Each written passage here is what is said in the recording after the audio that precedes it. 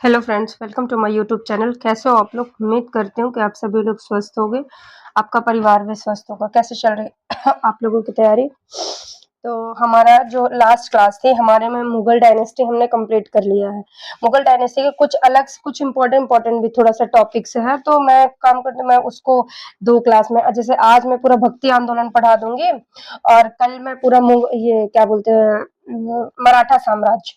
कल मैं पूरा मराठा साम्राज्य पढ़ा दूँगी, ठीक है? इसके बाद फिर बचेगा इसके बाद फिर हम एंटर कर लेंगे आधुनिक इतिहास में। आधुनिक इतिहास में फिर मैं आपको सारी वो चीज़ें बताऊँगी जैसे कि आधुनिक इतिहास में मैं आपको इधर मतलब सारे नवाब, राजा ये सारी चीज़ें मैं उसी में पढ़ा दूँगी। तो अलग से फिर इसको आपको पढ़ने की ज़रूरत नहीं पड़ेगी, ठीक है?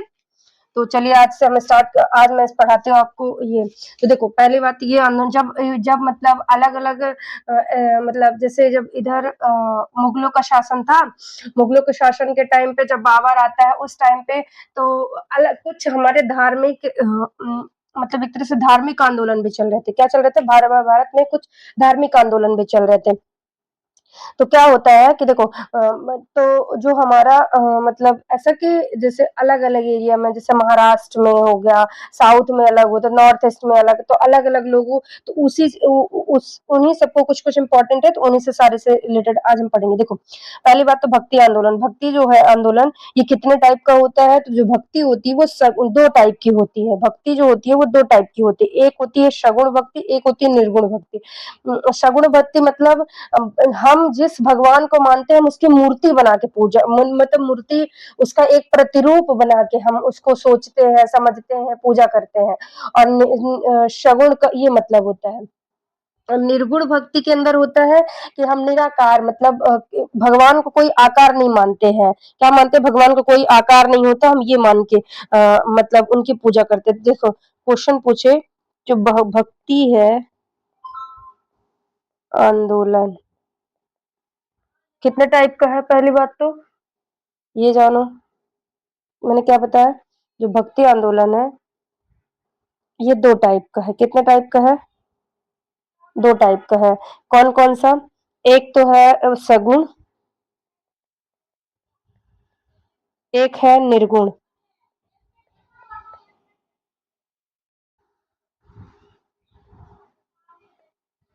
एक है सगुण, एक है निर्गुण, ठीक?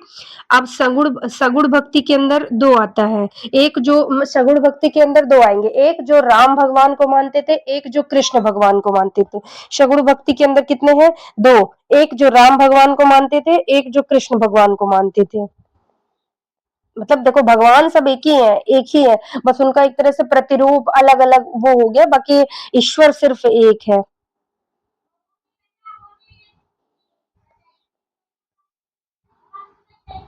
दूसरी चीज़ बहुत सारे लोग ऐसे बोल देते हैं कि मतलब क्या बोलते हैं, हम भगवान को नहीं मानते। देखो, भगवान को आप मानो ना मानो, पर आप भगवान को चैलेंज नहीं कर सकते कि मतलब आप अपने मन से बस कह सकते हो कि ये चीज़ें नहीं है, मैं ऐसा पर एक्चुअल में जिस दिन उनकी मर्ज़ी के खिलाफ एक पत्ता भी नहीं हिलता, ये सत्य है। समझ रहे हो? तो राम जी की भक्ति कौन-कौन एक तो रहते हैं तुलसीदास, जिन्होंने पूरी रामचरितमानस लिखी है और एक होते हैं वाल्मीकि भी लिखते हैं, उन्होंने रामायण लिखी है। एक होते हैं त्यागराज और कृष्ण में तो बहुत सारे आते हैं। कृष्ण भक्ति में तो कौन-कौन से आते हैं? कृष्ण भक्ति में रहते हैं शूरदास, तुकाराम, मीराबाई और नरसिंह, विट्ठल और अष्टक्रम रहते हैं और हो गया। कुछ और भी हैं, बाकी इम्पोर्टेंट इम्पोर्टेंट ये है। इसके बाद निगुण, निगुण भक्ति में भी 2 होते हैं। एक जो संत रहते हैं, एक जो सूफ़ी, सूफ़ी मतलब होता है, जो आप अगर बहुत पुराने ज़माने में मतलब पुराने ज़माने में किसी से कहावत सुने, वो हाथ में मतलब वो गा-गा के भगवान की प्रशंसा करते थे। वो हर जगह पे जाते थे और गा-गा के भगवान की प्रशंसा करते थे। और जो संत रहते थे वो दोहे के थ्रू बताते थे। जो संत रहते थे वो प्रभु की जीवन की सत्यता के बारे में बताते थे। और जीवन की सत्यता के बारे में बताते किसके थ्रू, मतलब दोहे के थ्रू। क्या बताते, दोहे के थ्रू वो बताते थे। ये भी, इसमें भी कितने टाइप है, ये भी 2 टाइप के हैं।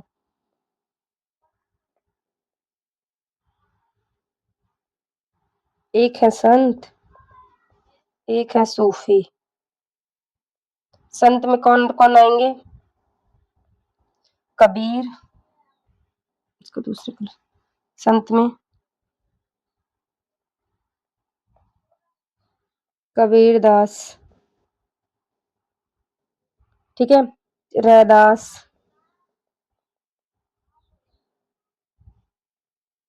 धन्ना, पीपा, सेना, साधना और गुरु नानक देव। नानक देव, और ये क्या करते थे, ये जगह-जगह गाकर जाकर गाते थे।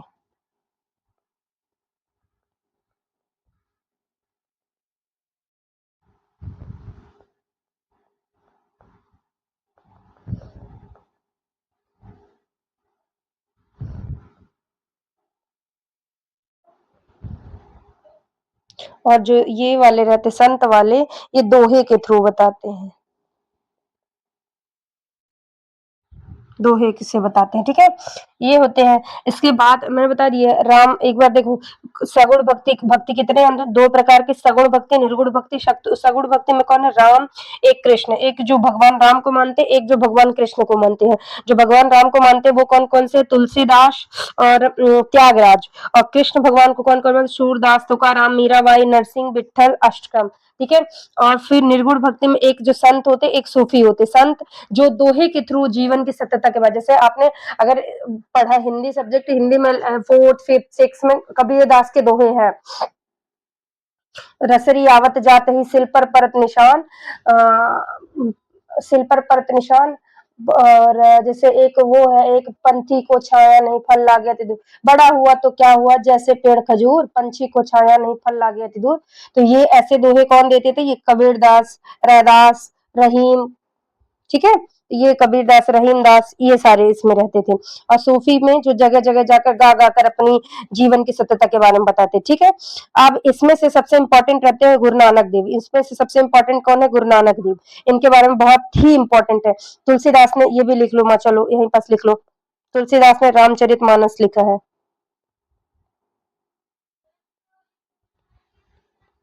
तुलसीदास ने क्या लिखा है? रामचरितमानस। मतलब ये ऐसे थे कि ये सही तरह से भगवान का राम नहीं लेते, ये मरा मरा मरा मरा बोलते बोलते पता नहीं वो राम राम कब बोलने लगा, तो जीवन में इनका उद्धार हो जाता है, ठीक है। चलिए, इसके बाद सबसे इम्पोर्टेंट मैंने बताया कि गुरु नानक देव रहते हैं। देखो ये है गुरु नानक देव। गुरु नानक देव, इसमें इन्होंने किस धर्म की स्थापना की थी? इन्होंने सिख धर्म की स्थापना नहीं की थी। इन्होंने किसकी स्थापना की थी? इन्होंने सिख धर्म की स्थापना,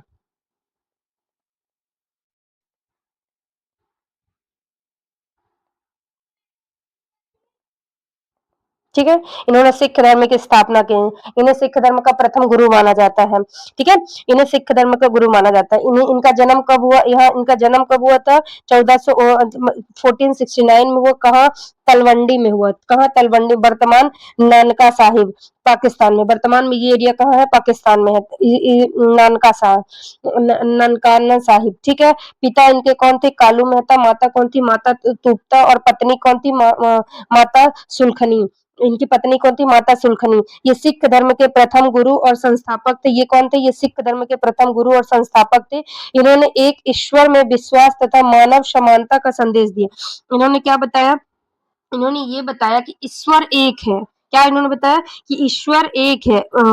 तो ईश्वर में विश्वास तथा मानवता, समानता का संदेश दिया। इन्होंने ईश्वर को एक बताया है। और एक जो ईश्वर एक है, और उसी के पीछे, मतलब उन्हीं के पीछे हमें अपनी मानवता को जीवित रखना है। क्या-क्या करना है? हमें अपनी मानवता को जीवित रखना है। तो इन्होंने क्या बताया कि जो ईश्वर है वो एक है, और विश्वास और मानवता समानता का संदेश दिया। जाति पाति, आर्थिक आवंडर और भेदभाव का विरोध किया, मतलब जाति पाति इन सब का विरोध किया था।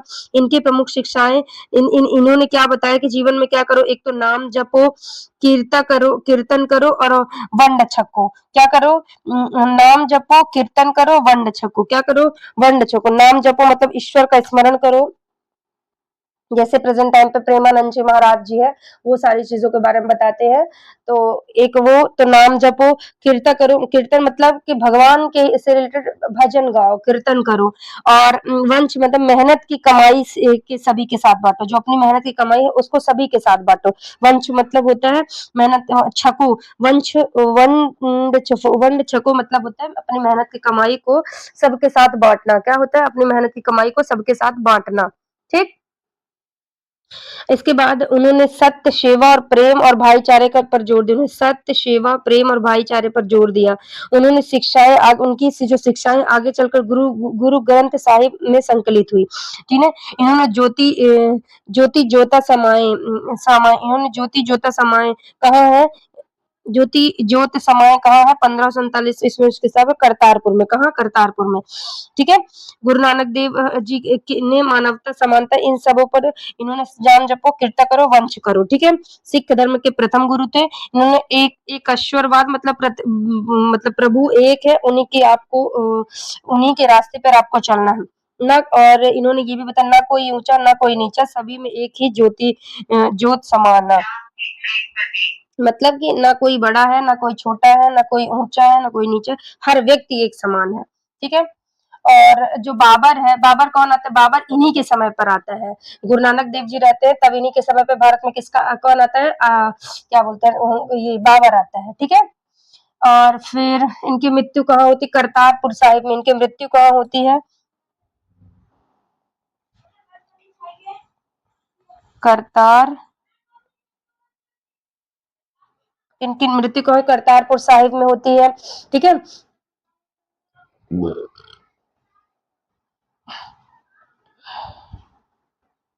इन्होंने लंगर व्यवस्था के स्टार्ट किया था। इन्होंने क्या किया था? लंगर व्यवस्था स्टार्ट किया।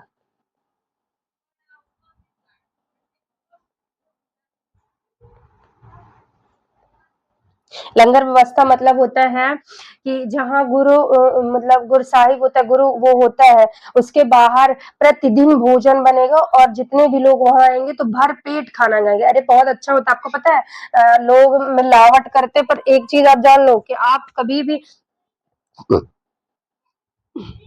यहाँ जाओगे, मतलब क्या नाम है इनका, जो भी याद नहीं आ रहा, इसका जो इनका मतलब टेम्पल होता है, क्या नाम है, याद ही नहीं आ रहा।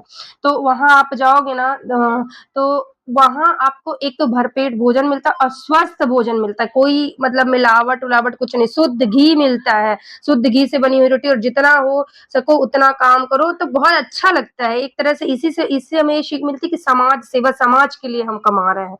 और प्लस पंजाब में की तो आपको जानते हैं कि मतलब इस चीज के लिए वो फेमस ही है। ठीक है।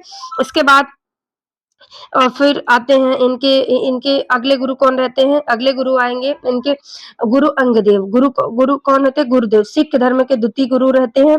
इनका जन्म 1504 में माते दी शराय पंजाब में होता है। मूल नाम भाई लहड़ा रहता है। गुरु नानक देव जी के प्रमुख शिष्य थे ये गुरुमुखी लिपि को व्यवस्थित किया। इन्होंने क्या किया? इन्होंने जो प्रभु मतलब इनकी गुरु नानक देव की है की जो बात और सारी मानवता, सारे सिद्धांत को मैंने बोला गुरु ग्रंथ साहिब में, तो उसको इन्होंने प्रॉपर व्यवस्थित किया। गुरु ग्रंथ साहिब को इन्होंने क्या किया? गुरुमुखी लिपि को व्यवस्थित एवं लोकप्रिय बनाने में महत्वपूर्ण योगदान दिया। लंगर व्यवस्था को मजबूत किया और समानता का संदेश। फिर देखो गुरु नानक देव के समय की लंगर व्यवस्था स्टार्ट होती है और गुरु अंग देव जी के समय गुरु परमानेंट हो जाती है कि मतलब जब चाहे तो आप क्या बोलते गुरु क्या नाम है, गुरुद्वारे में, सॉरी गुरुद्वारा, आप गुरुद्वारे में हमेशा लंगर व्यवस्था चालू रहेगी, मतलब हमेशा लंगर की व्यवस्था स्टार्ट रहेगी। समझ रहे हो?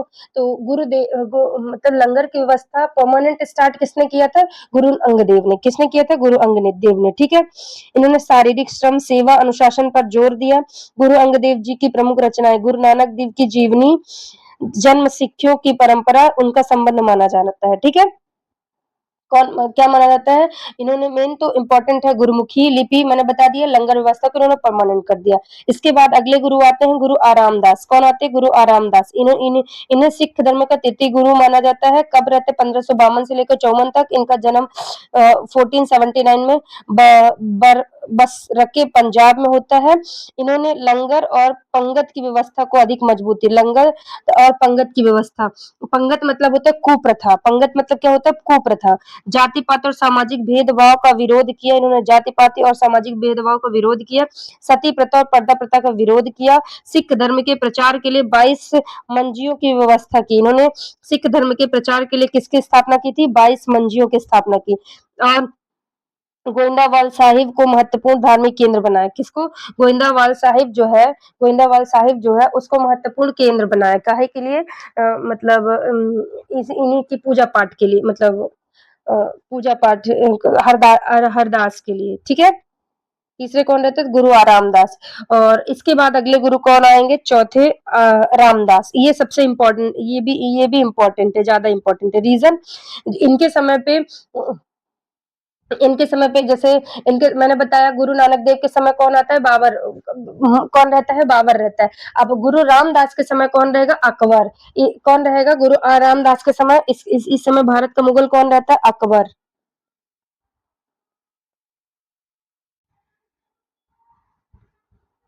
ये कौन रहता है? अकबर रहता है। ठीक है। ये सिख धर्म के चतुर्थ गुरु। इनका जन्म 1534 में लाहौर में होता है। मूल नाम भाई जेठा के नाम से इन्हें जाना जाता है। अमृतसर, अमृतसर नगर की स्थापना और विकास के प्रमुख रूप से जुड़े। जो अमृतसर शहर है, इसकी स्थापना कौन करते हैं? तो गुरु रामदास जी करते हैं। कौन करते हैं? गुरु रामदास जी करते हैं। और देखो, और क्या होता है? जो स्वर्ण मंदिर है, क्या है? जो स्वर्ण मंदिर है, स्वर्ण मंदिर बनवाने के लिए 5 बीघा, देखो क्या होता है? देखो, गुरु आरामदास, ये इनके समय पे मुगल मुगल कौन था? मुगल शासक अकबर। अकबर क्या करता है? इनको 500 बीघा जमीन देता है। 500 बीघा जमीन दिया था। ठीक है। 500 बीघा जमीन दिया। ठीक है। फिर इन्होंने उसी मंदिर पे क्या करवाया था? इन्होंने जो मतलब अमृतसर का स्वर्ण मंदिर किसने बनवाया? तो गुरु रामदास ने। इन्होंने क्या करवाया? वहीं पास स्वर्ण मंदिर का निर्माण करवाया था। क्या किया था? स्वर्ण मंदिर निर्माण किसने करवाया था? तो गुरु आरामदास ने। किसने करवाया था? गुरु आरामदास ने। ये कहाँ है? अमृतसर में। ये कहाँ है? ये है अमृतसर में। ठीक है। और इन्होंने क्या करवाया? आरामदास। और प्लस जो स्वर्ण मंदिर के अगल बगल जो सरोवर होता है उसका भी निर्माण कर गुरु मतलब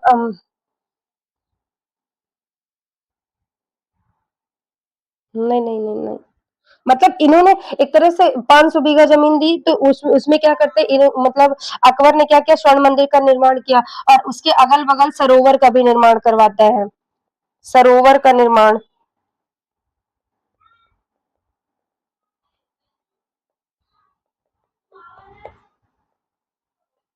बगल बगल में। ठीक है। बगल बगल में ये करवाता है। इसके बाद जो अगले आते हैं, अगले कौन रहेंगे? अगले कौन रहेंगे? गुरु, ये कौन से? गुरु अर्जुन, मतलब ये कौन से नंबर? ये चौथे नंबर के। पांचवे कौन है? गुरु अर्जुन देव। कौन रहते हैं?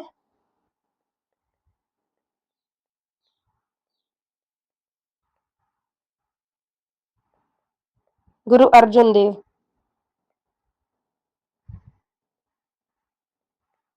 गुरु अर्जुन देव रहते हैं। इन्होंने जो स्वर्ण मंदिर मतलब किसने? गुरु रामदास जी ने बनवाया था। उस पे जो सोने की चादर कौन चढ़वाते हैं? जो स्वर्ण मंदिर में सोने की चादर कौन चढ़वाते हैं? नहीं नहीं, मुझे लगता है मैं उल्टा कर दी। Sorry sorry sorry.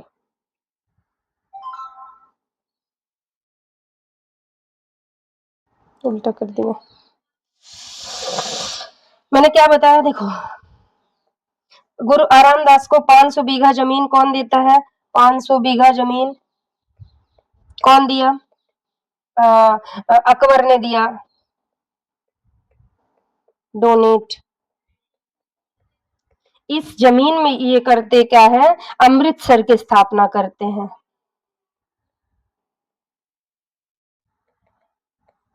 अमृतसर शहर की स्थापना करते हैं। अमृतसर शहर की स्थापना करते हैं। कौन करते हैं? क्या करते हैं? अमृतसर शहर की स्थापना करते हैं। ठीक है, उसमें क्या करते हैं? ये अमृतसर शहर की स्थापना करते हैं। इसके बाद जो अगले गुरु आते हैं, कौन? गुरु अर्जुन देव। कौन आएंगे? गुरु अर्जुन देव।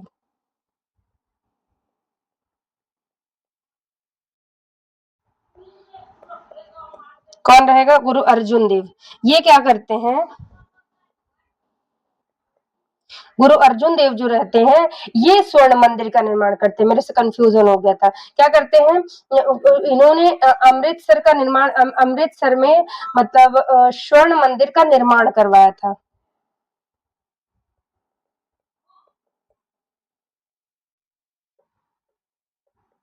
स्वर्ण मंदिर निर्माण, इन्होंने स्वर्ण मंदिर का, सरोवर का निर्माण कौन करवाता है? सरोवर यही बनवाते हैं। सरोवर पहले बना था, फिर उसके बीच में स्वर्ण मंदिर निर्माण होता, कौन करवाते हैं? अर्जुन देव करवाते हैं। ठीक है, और फिर जो उसमें सोने की चादर कौन चढ़ाता है?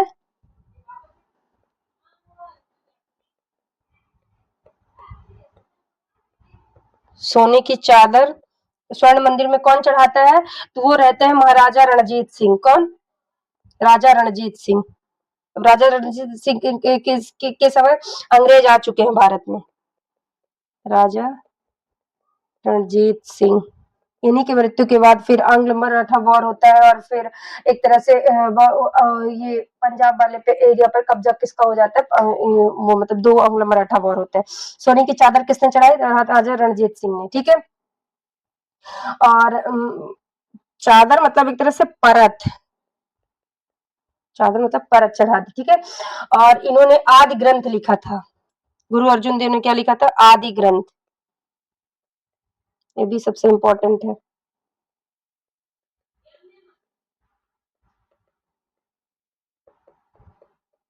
आदि ग्रंथ लिखा था। ठीक है, आदि ग्रंथ लिखा था। इसी इसे गुरु ग्रंथ साहिब के नाम से जाना जाता है।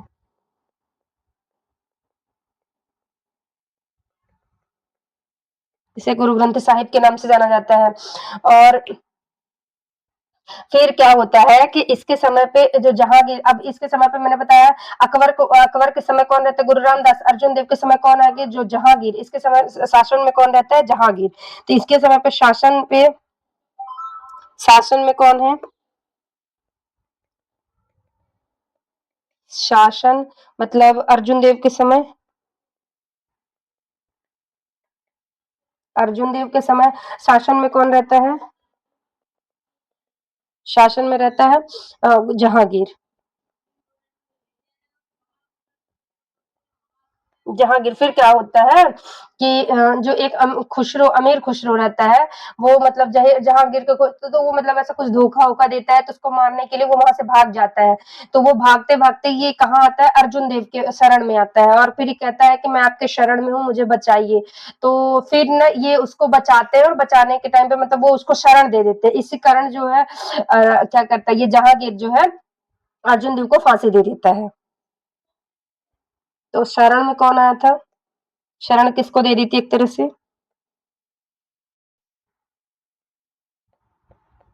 शरण देती थी अमीर खुसरो, खुसरो के, जिसके कारण उनको फांसी दे दी गई। ठीक, फांसी दे दी गई थी। ठीक, इसने जहांगीर ने दे दी थी। ठीक, इसके बाद अगले गुरु आते हैं हरगोविंद गुरु गुरु हरगोविंद साहिब। अगले गुरु कौन रहते? गुरु हरगोविंद साहिब। इन्होंने गुरु अर्जुन देव के पुत्र थे। ये कौन थे? सिख धर्म के छठे गुरु रहते हैं। गुरु अर्जुन देव के ये पुत्र रहते हैं। मीर पीरी की अवधारणा की प्रमुखता दी। इन्होंने मीर पीरी की अवधारणा की प्रमुख विशेषता को बताया। अकाल तख्त साहिब की स्थापना की। किसकी? अकाल तख्त साहिब की स्थापना की। सिखों को संत सिपाही बनाने की प्रेरणा दी। सिखों को संत सिपाही बनने की प्रेरणा दी। ग्वालियर किले से 52 राजाओं को मुक्ति करवाई। इन्होंने इन्होंने क्या करा? ग्वालियर के किले से 12 राजाओं की मुक्ति करवाई। बंदी छोड़ के नाम से प्रसिद्ध, इसीलिए इन्हें किस नाम से जाना जाता है? बंदी छोड़ के नाम से प्रसिद्ध है। कौन? गुरु हरगोविंद साहिब। कौन रहते हैं? और सबसे ज्यादा तो एक तो रक्त अकाल रक्त के लिए फेमस है। अकाल मतलब अकाल पड़ जाता है तो ये सारी चीजें करते हैं। और एक तो बंदी जो रहते हैं उनको छुड़वाते हैं। इन्हें बंदी छोड़ के नाम से भी जाना जाता है। इसके बाद अगले गुरु कौन आते हैं? गुरु हरिहराय। कौन रहते हैं? गुरु हरिहराय। ये क्या करते हैं? ये गुरु हरगोविंद के पौत्र थे। मतलब हरगोविंद के कौन थे? ये पौत्र थे।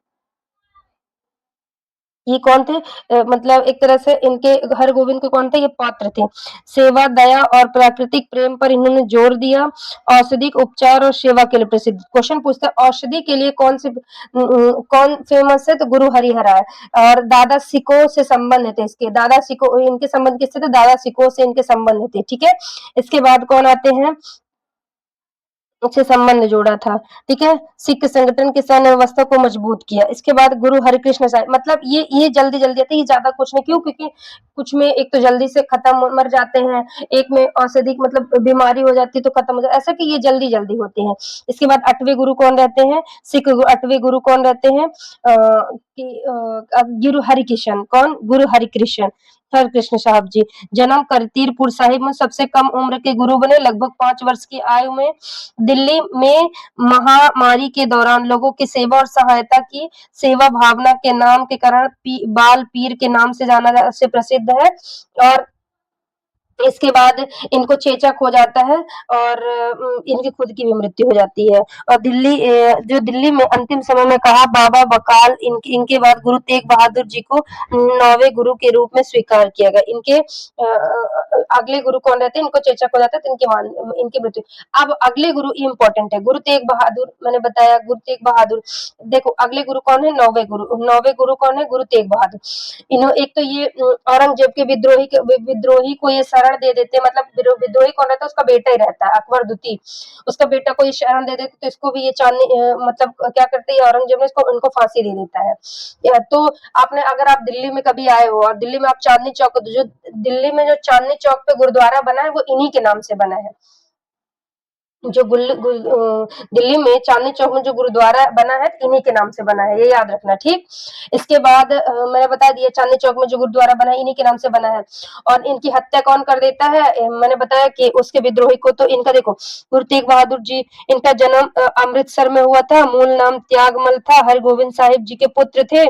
धार्मिक स्वतंत्रता और मानवाधिकारों की रक्षा के लिए प्रसिद्ध थे। कश्मीरी पंडित को धार्मिक अधिकारों की रक्षा के लिए अपना बलिदान दिया। कश्मीरी पंडितों के धार्मिक अधिकारों की रक्षा के लिए अपना बलिदान दे दिया था इन्होंने। 1667 में दिल्ली के चांदनी चौक में शहीद हुए। अपना शहीद स्थल गुरुद्वारा शीशगंज साहिब है। उनका शहीद जो स्थल है गुरुद्वारा शीशगंज साहिब जो है इन्हीं के नाम पे बना हुआ है।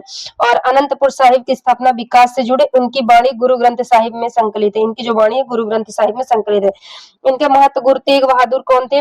गुरु तेग बहादुर जी ने धर्म की स्वतंत्रता और मानवता की रक्षा के लिए अपने प्राणों का बलिदान दिया। उनका जीवन हमें सत्य और साहस और परोपकार की प्रेरणा देता है। ठीक है। इसके बाद जो इनके 2 बेटे रहते हैं इनके देखो इसके बाद जो गुरु हरगोविंद रहते हैं। इसके बाद कौन रहते हैं? अगले गुरु कौन आएगा? गुरु गोविंद सिंह।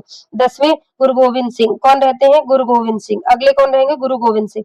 1699 में खालसा पंथ की स्थापना। क्वेश्चन पूछता है खालसा पंथ की स्थापना किसने की थी? 10वें गुरु क्या नाम था? गुरु गोविंद सिंह। 9वें गुरु कौन था? गुरु तेग बहादुर। इन्होंने क्या किया था? औरंगजेब इनको मार देता है अकबर द्वितीय को शरण देने के लिए। और जो कश्मीरी पंडित है उनके मतलब हितों की रक्षा के लिए अपना प्राण दे देते हैं। ठीक है। और गुरु गोविंद सिंह 10वें कौन थे? गुरु गोविंद सिंह। इनका जन्म कब हुआ था? 26 दिसंबर 1666 में होता है। इनका जन्म कब होता है? 26 दिसंबर 1666 में होता है। कहाँ? पाटना शाही में। इनका जन्म कहाँ होता है? पाटना शाही में।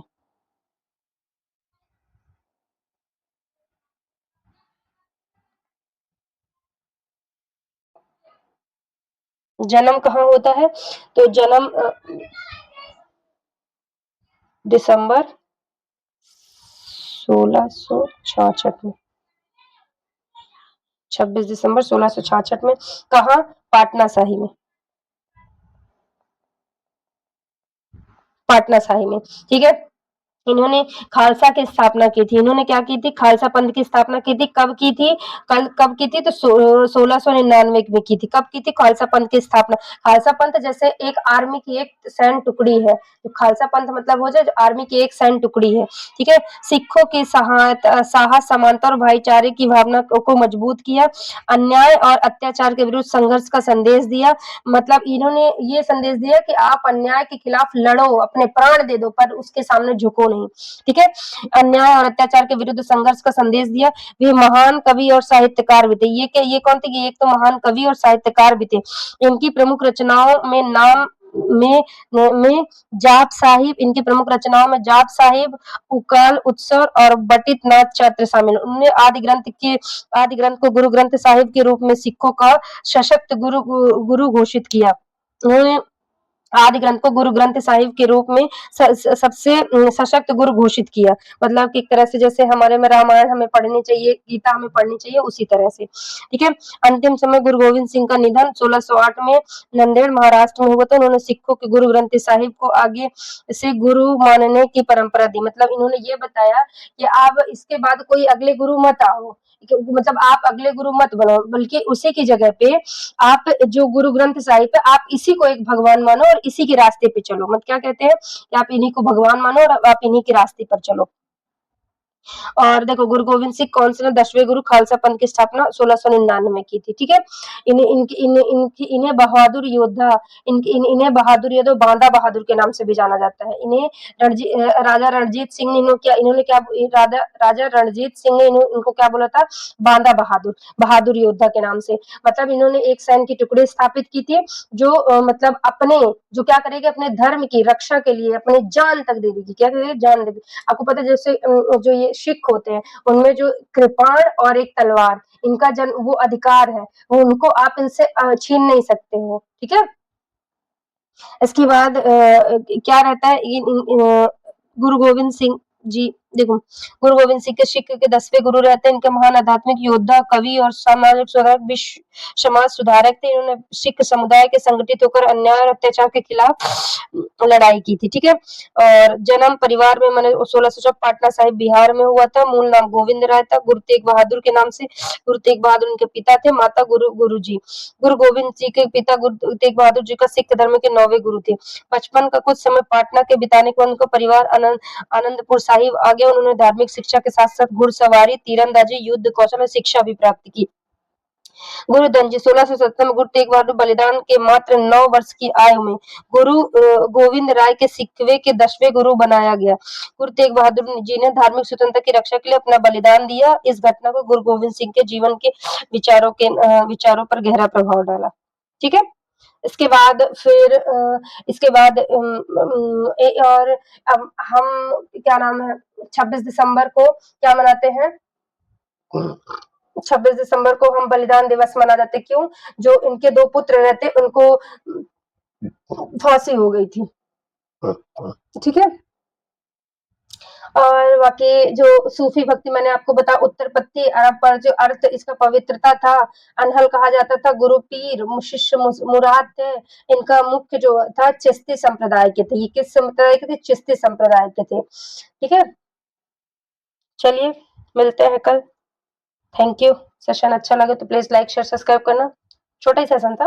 अब कल मैं आपको पूरा मराठा कंप्लीट कर दूंगी। इसके बाद फिर हम आधुनिक इतिहास में परसों से आ जाएंगे, ठीक है। Thank you for watching. Bye. Welcome to Study with Arpana. Don't forget to like, share it with your friends, and subscribe to our channel. Press the bell icon for watching.